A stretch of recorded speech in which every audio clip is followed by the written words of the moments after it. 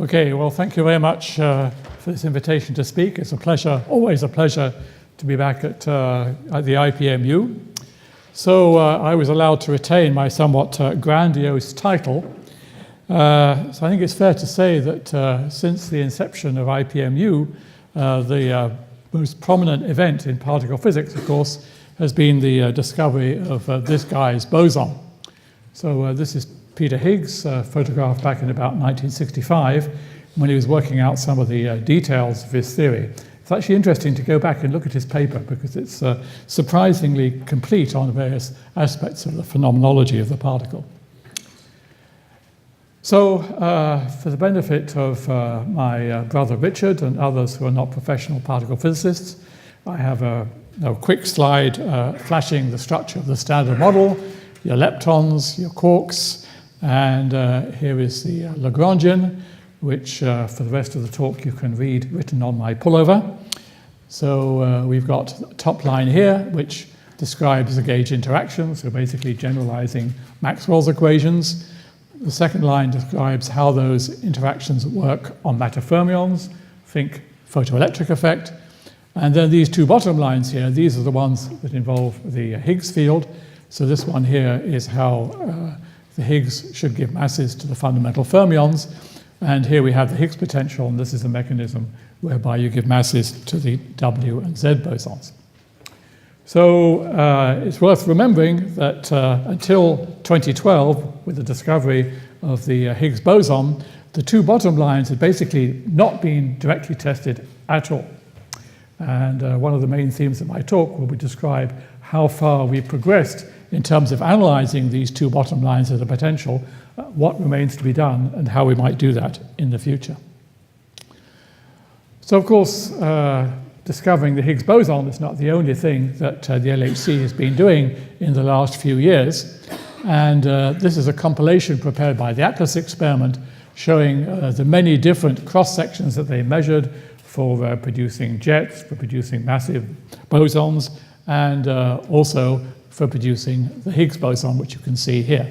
So the Higgs has now become part of the furniture, if you like, of particle physics. Okay, so what do we actually expect for the properties of the Higgs boson? It's actually extremely simple to summarize. And here I've written down the basic couplings that the Higgs should have to massive vector bosons and to fermions. So the coupling to vector bosons was actually studied in quite some detail in Peter Higgs's paper that you saw him writing on the first slide. I think it was Steve Weinberg in his 1967 paper setting out the standard model who was the first person to point out how it gave masses to fermions and how that would control the rate in which the Higgs would decay into fermions. So I declare my personal interest. Back in 1975, this is just after charm had been discovered and people were gradually sort of reorienting themselves towards the ideas of gauge theories. Together with Mary Gaillard and Dimitri Nanopoulos, we said to ourselves, well, the most important test of all these ideas is to discover the Higgs boson. Well, at that time, this was all being regarded as somewhat speculative, and the distinguished gentleman with grey hair sitting in the front row were very skeptical about gauge theories and the Higgs mechanism and so on.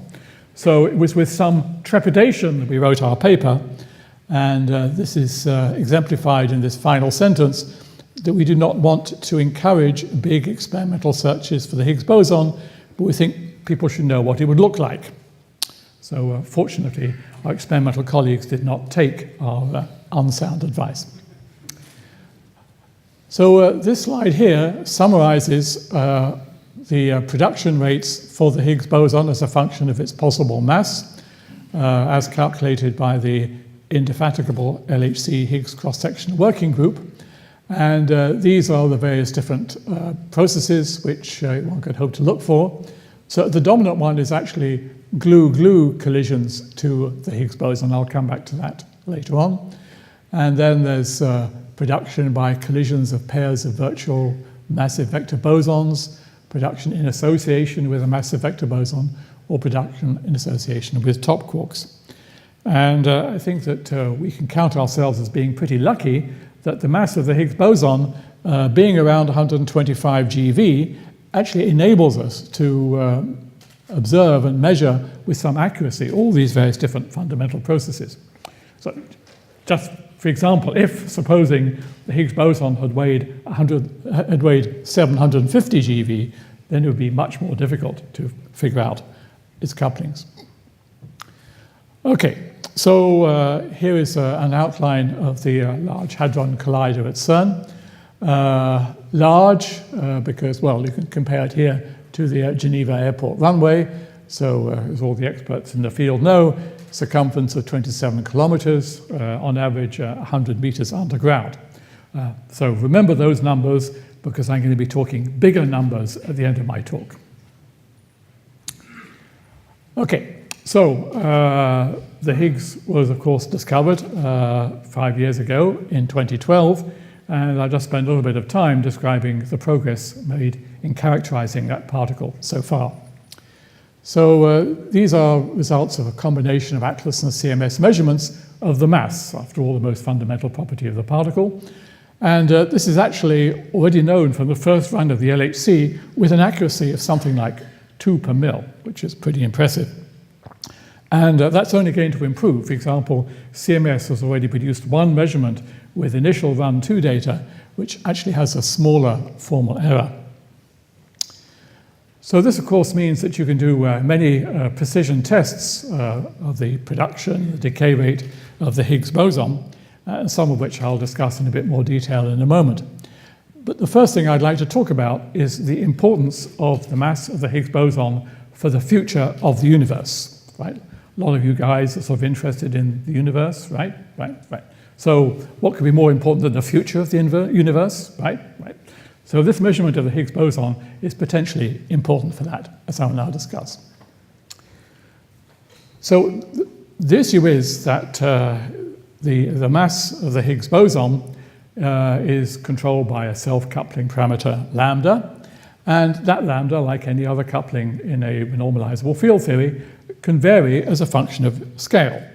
So if it was just the Higgs coupling to itself, the Higgs coupling would tend to get larger as you go to higher scales, and that would tend to stabilize the theory. However, it turns out that in the standard model, with the measured masses of the Higgs and the top quark, the dominant renormalization is actually negative. It's driven by the top quark, and that actually causes an instability in the theory at an energy scale of about 10 to the 9 to 10 to the 10 GeV.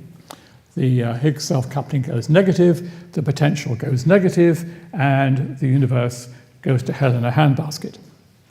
Now, my reaction to that is that presumably means there has to be some sort of new extension of the standard model to stabilize the electroweak vacuum.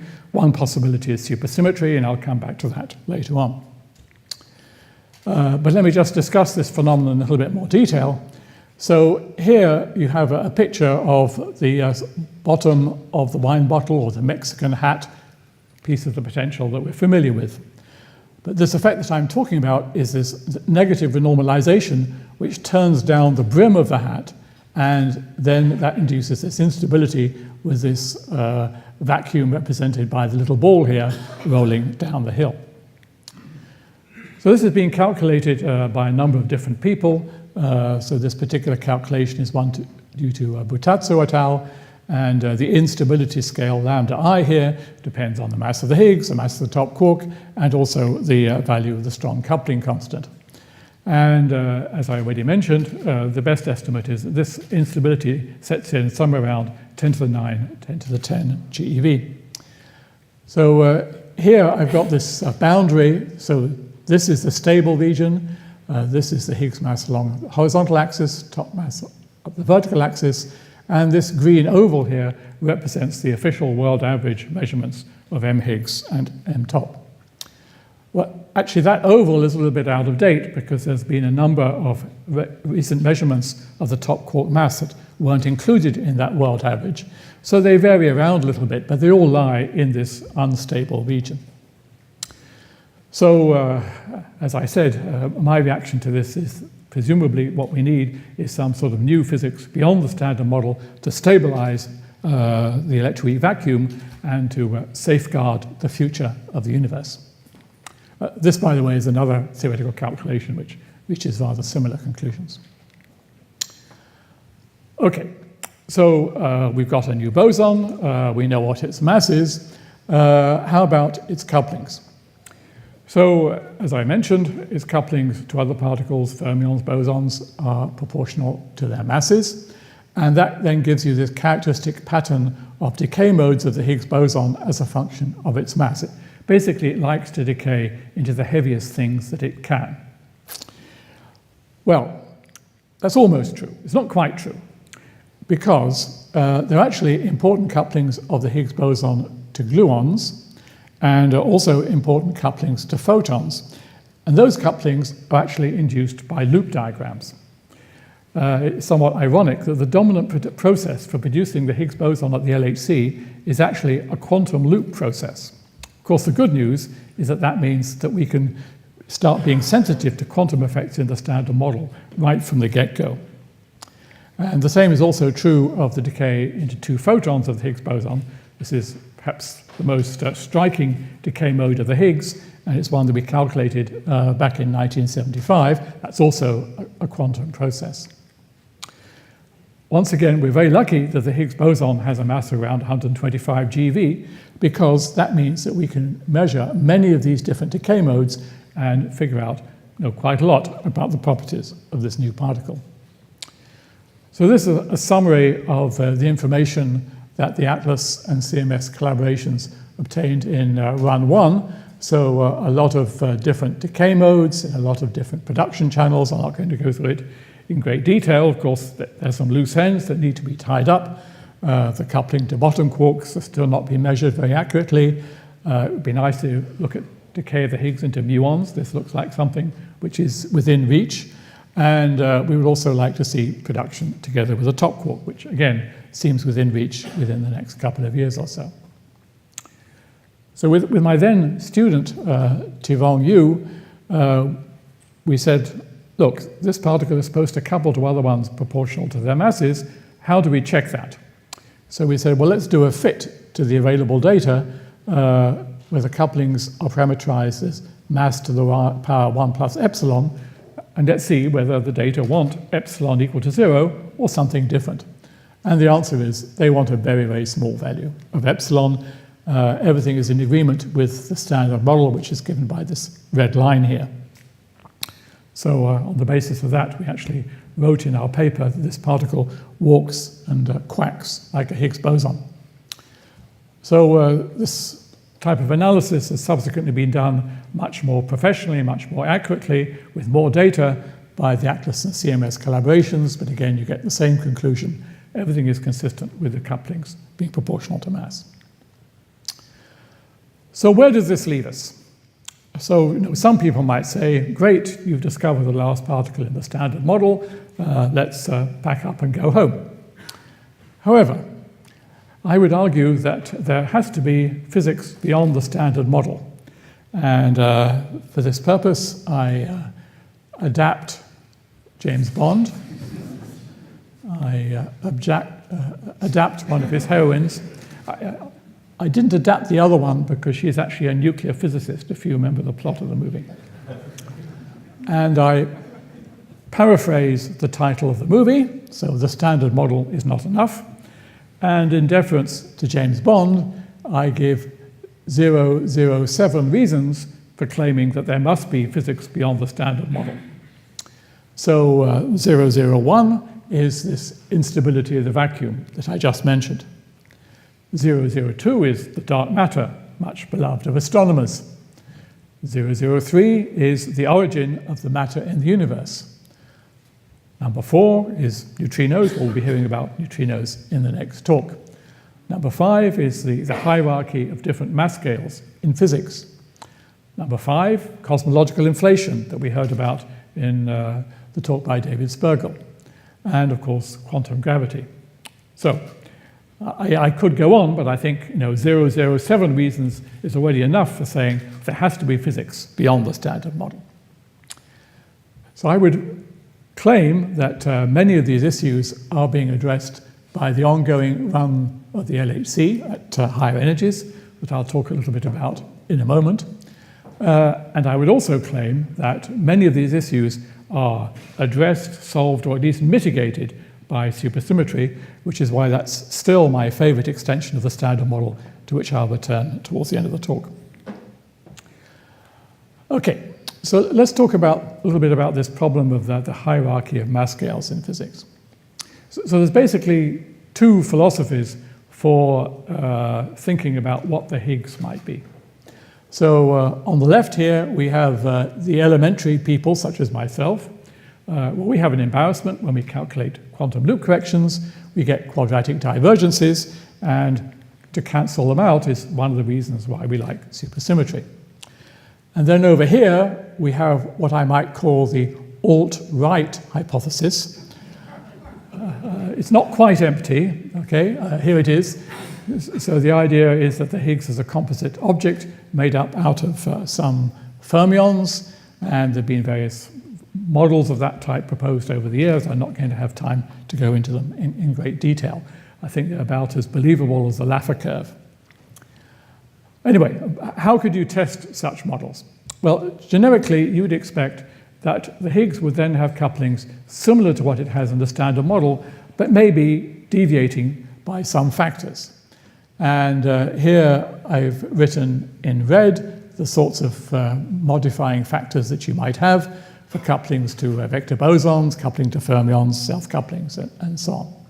So those coefficients should be 1 in the standard model, and you can interrogate the data. What do the data tell you? So this is an analysis which was done by the G-fitter group of experimentalists. So these orange and yellow ellipses, those are the determinations of those couplings coming from Higgs measurements, and the blue, those are combining them with precision electroweak data. And you see that the two are consistent. They're consistent with the standard model hypothesis 1-1.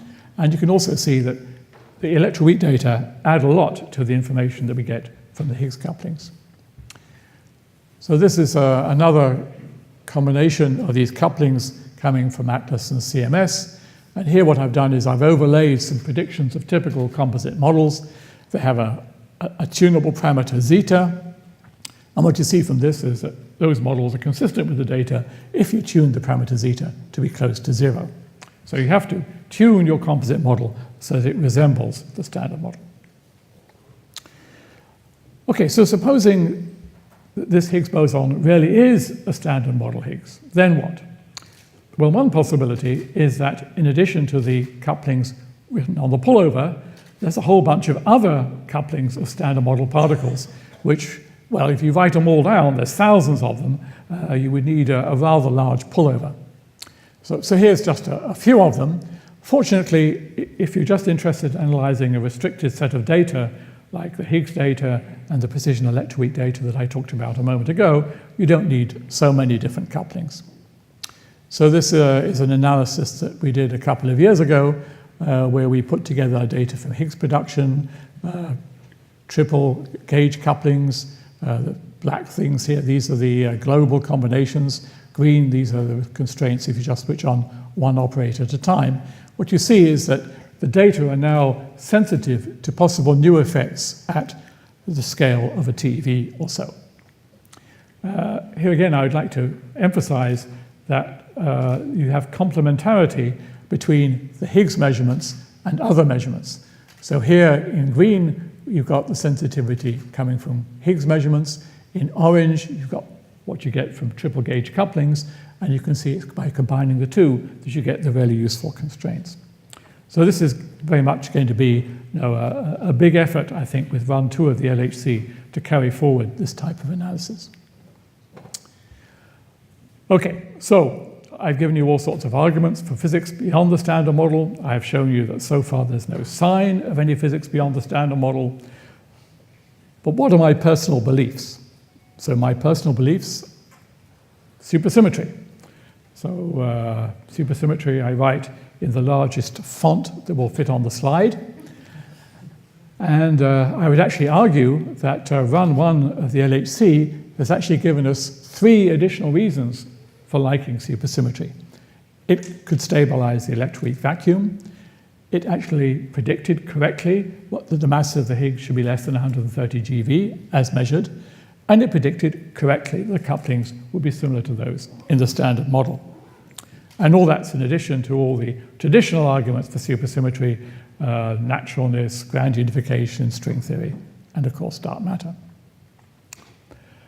So I'm going to say a little bit now about how one can probe the minimal supersymmetric extension of the standard model. Of course, supersymmetry is a framework, and there could be a non-minimal model, and even within the minimal model, there's many different scenarios depending on the masses of the supersymmetric particles.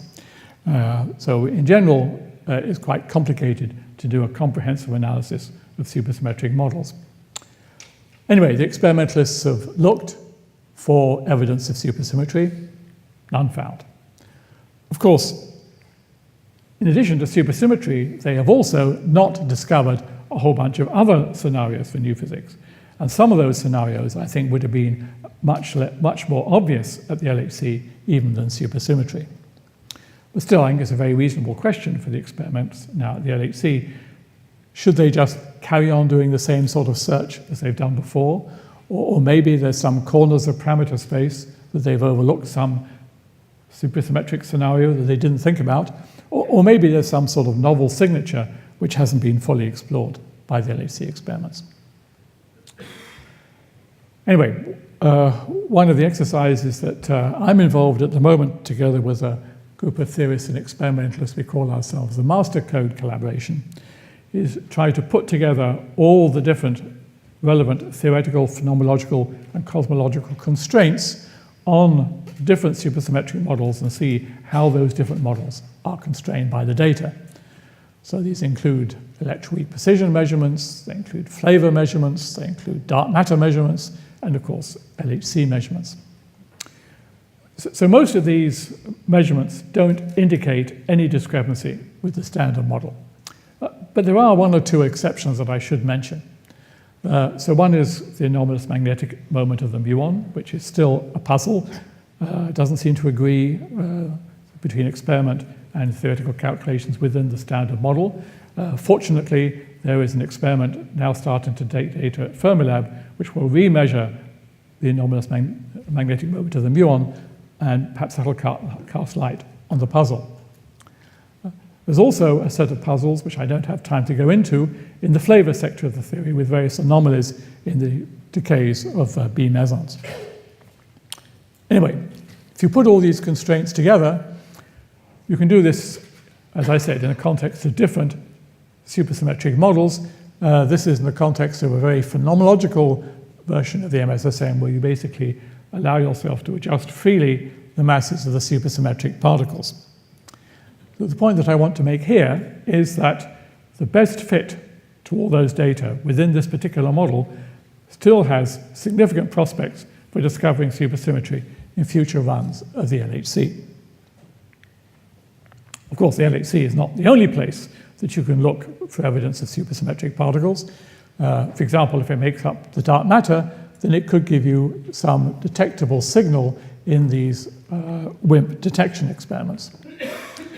So, as is well known, there is a floor below which neutrinos give you an irreducible background, but many of the supersymmetric models actually make predictions above that floor.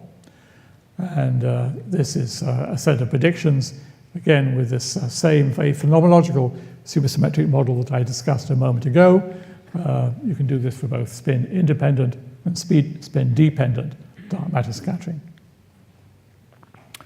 Okay, so that was today and a little bit of tomorrow. How about beyond? So the LHC has now accumulated about 100 inverse femtobarns, and is designed eventually to reach 3,000 inverse femtobarns. So there's a lot more data still to come.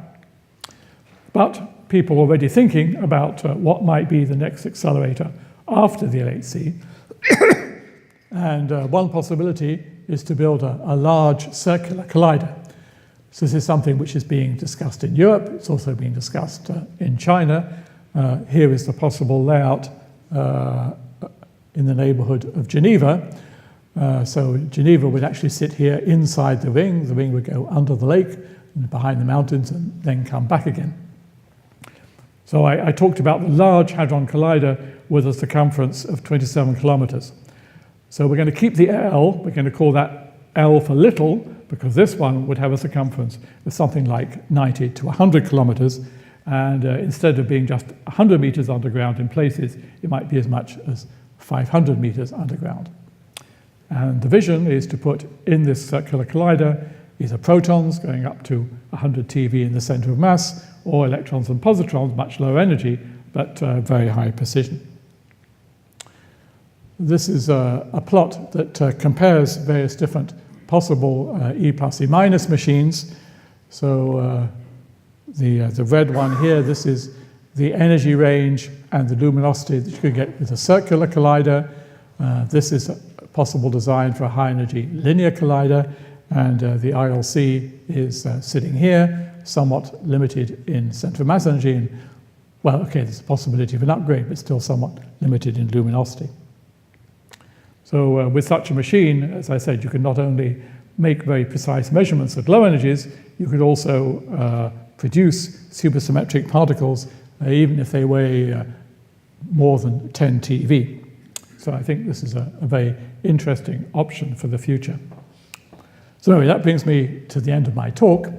The discovery of the Higgs boson, of course, was a fantastic victory for both theoretical and experimental physics. And now it poses a tremendous challenge to all of us to figure out what is the new physics beyond the Standard Model that must accompany it. Maybe we'll discover it at the LHC. And if we do discover such new physics, obviously the priority will be to study it in detail. If not, at least we should try to understand the Higgs boson. Either way, my own personal belief is that a large circular collider, either in Europe or China or anywhere, would be perhaps the best way forward. Thank you.